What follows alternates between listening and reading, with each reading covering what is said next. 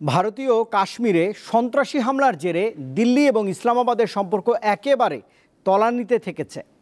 চরম উত্তেজনা বিরাজ করছে দুই দেশের মধ্যে। ভারতের সিদ্ধান্তের জেরে পাকিস্তানের আকাশসীমা বন্ধসহ আজ একগুচ্ছ সিদ্ধান্ত নিয়েছে পাকিস্তান। পাশাপাশি সিন্ধু নদের পানি চুক্তি স্থগিত করায় ভারতের সিদ্ধান্ত নাকচ করেছেন পাকিস্তানের প্রধানমন্ত্রী শাহবাজ শরীফ। ওয়ালটন মাইক্রোওয়েভ ওভেনের খাবার গরম রাখে দীর্ঘ সময় ধরে। Walton microwave oven. মঙ্গলবার ভারত নিয়ন্ত্রিত কাশ্মীরের পাহেলগাঁওয়ে পর্যটকদের ওপর হামলা চালায় সন্ত্রাসীরা। এতে ভারতের ২৬ নাগরিক প্রাণ হারান।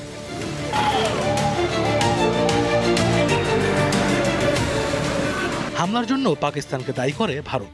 দেশটির দাবি, দুই পাকিস্তানি হামলাকারীকে তারা চিহ্নিত করেছে। তাদের ধরিয়ে দিতে ২০ লাখ রুপি পুরস্কারের ঘোষণা করেছে দিল্লি।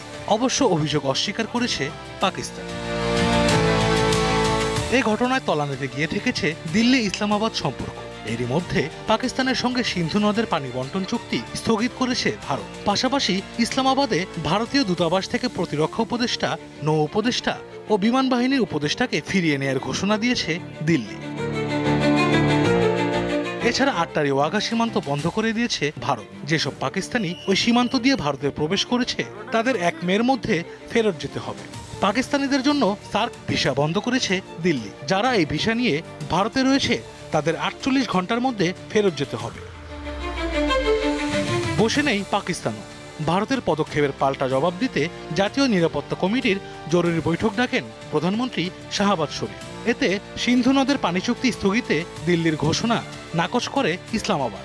কারণ এটি বিশ্বব্যাংকের মধ্যস্থতায় হওয়া আন্তর্জাতিক চুক্তি, যা এককভাবে স্থগিত করা যায় না। পাকিস্তান বলছে, চুক্তি অনুযায়ী প্রাপ্য পানির প্রবাহ বন্ধ যুদ্ধের শামিল। এছাড়া সিমলা সহ ভারতের সঙ্গে সব দ্বিপাক্ষিক চুক্তি স্থগিতের কথা জানায় ইসলামাবাদ। পাশাপাশি ভারতীয় বিমানের জন্য পাকিস্তানের আকাশসীমা বন্ধের ঘোষণা দেয় দেশটি। দুই দেশের মধ্যে সব ধরনের বাণিজ্য স্থগিতেরও ঘোষণা দিয়েছে পাকিস্তান। বন্ধ করে দেয়া হয়েছে ওয়াঘা সীমান্ত চৌকি। ভারতীয়দের জন্য সব সার্ক ভিসা বাতিল করেছে পাকিস্তান। এই ভিসার আওতায় পাকিস্তানে অবস্থানরত সব ভারতীয়দের ৪৮ ঘন্টার মধ্যে দেশটি ছাড়তে নির্দেশ দেওয়া হয়েছে। এখানেই ক্ষান্ত হয়নি পাকিস্তান। ইসলামাবাদে ভারতীয় হাইকমিশনে নিযুক্ত প্রতিরক্ষা, নৌ ও বিমান বাহিনীর কর্মকর্তাদের অবাঞ্ছিত ঘোষণা করে অবিলম্বে পাকিস্তান ছাড়ার নির্দেশ দেওয়া হয়েছে। এছাড়া ভারতীয় হাইকমিশনের কর্মকর্তার সংখ্যা ৩০-এ নামিয়ে আনতে বলেছে পাকিস্তান।